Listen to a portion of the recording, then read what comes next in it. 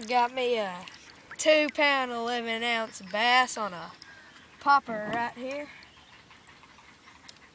Caught him down at the lake. He caught it. This one's for Memo and Pepaw. It's a good bass. Here, do it sideways so I can get a good picture. Down a little. There you go. All right, let him go. Here he goes. Let's hope he'll jump. Come on, big guy. And that's a successful catch right there. See you guys later. We'll come back with another one.